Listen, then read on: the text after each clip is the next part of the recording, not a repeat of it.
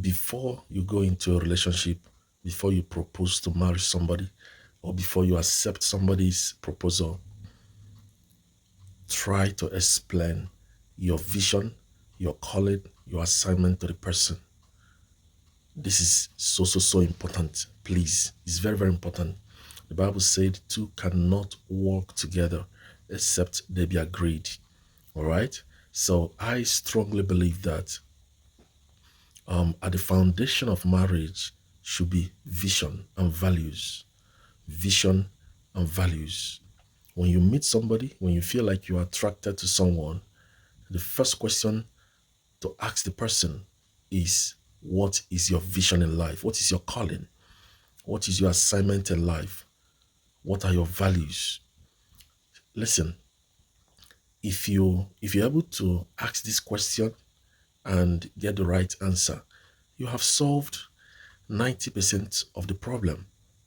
All right. I believe that people choose the wrong person just because they don't ask this question.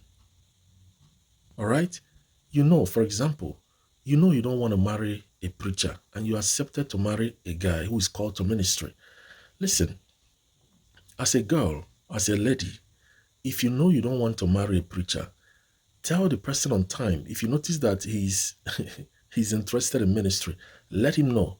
Let him know on time. Hey, let him know so that you don't get married to him and down the line you start complaining. You see, when I met my wife, it was the first thing I told her. The moment I met her, I told her I'm called to ministry, you know, and I will go into the ministry. And she was smart enough to ask me, what area of ministry? Can you explain your assignment to me? And I took my time and I explained it to her. And she said, I am interested. Do you understand? So she said, I'm interested. So you have to explain your vision to the person you want to marry. As a man, I hold men more accountable in this area. You want to marry a girl. The first thing is to explain your calling, your assignment. You want to be a businessman, explain it. Explain your passion to her. Explain your calling, your assignment to her. Explain your vision to her. Explain your goals to her. All right? And do that prayerfully because you don't want her to lie to you. So pray and ask God to touch her heart to give you the right answer. All right. So before I met my wife, there were ladies I met and I told them I'm called to ministry and they were not interested. I knew the person is not my wife, period. If you're not interested in serving God at the dimension and with intensity I want to serve him, you are not my wife. There is no attract. It's not about attraction. It's not about love. It's not about feelings. Do I love my wife? Yes, I love her. Did I marry her because I love her? No. I didn't marry her just because I love her. I didn't just marry her because she's beautiful. I didn't just marry her because I'm attracted. No. There's a greater cause. I married her because she's the woman that accepted the call on my life, period. And I love her. I built the love for her. I developed the love for her. Okay? So this is very important. You will solve 99% of the problems in marriage if you understand the call and the assignment and the vision that your husband has.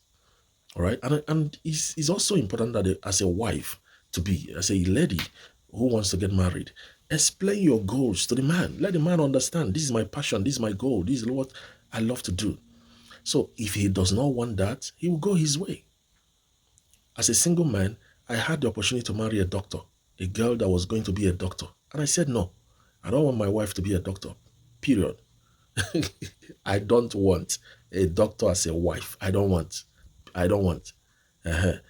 Because I need you. I need your time. I need you around. My life is already intense. My assignment is already intense. So I cannot go and carry a doctor and put on top and you will not have time. So I need a woman.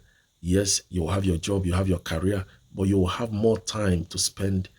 You have time to spend with the children. So I need a woman that can raise my children. I need a woman that can help me in ministry. So if you're a doctor, you don't have time. So you listen, we don't marry for money. I had the opportunity to marry RNs. In fact, there was a lady that she had her own pharmacy, a big pharmacy. And at that time we were friends. And the moment she said, oh, she started telling me about relationship, trying to get my attention towards that area. I said, no, I'm not going to marry you. No, it's a no-no for me. So you have to define what you want on time. Define it on time, okay? You don't marry for money. You don't marry for beauty. You don't marry for feelings. You don't marry for for status. You're married to fulfill your assignment and your vision in life. It's very, very important. So understand each other's vision, understand each other's assignment, and make sure you complement each other. You know, my wife is helping me, building me to fulfill my ministry. I am helping her, building her to fulfill her own assignment. Under my leadership, she has to explore her vision and fulfill her calling and fulfill her gift. This is what you do in marriage. All right. Anything with two heads is a monster. You cannot have two different visions. This person is going one direction, the other person is going one direction. It's not going to work. You have to agree, come together, agree, and make it work. Your vision must be able to work together.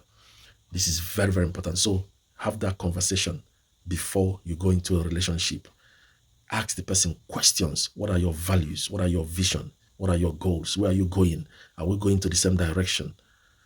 So that you don't enter into marriage and become surprised and start to regret that you didn't ask questions. So the courtship phase and relationship, friendship phase is for you to ask questions. Ask questions. Keep asking questions. Before I married my wife, there were questions I asked her 5 times at different moments. She didn't know I was asking her the same question in different ways. I was repeating the same question in different ways. Even when she forget it, I will repeat that question in a different way after she forget it. And she was consistent with her answer, consistent with her answer. And listen, you have to ask questions. So when the person is not consistent, you know that this is not meant for me. It's very, very important. God bless you.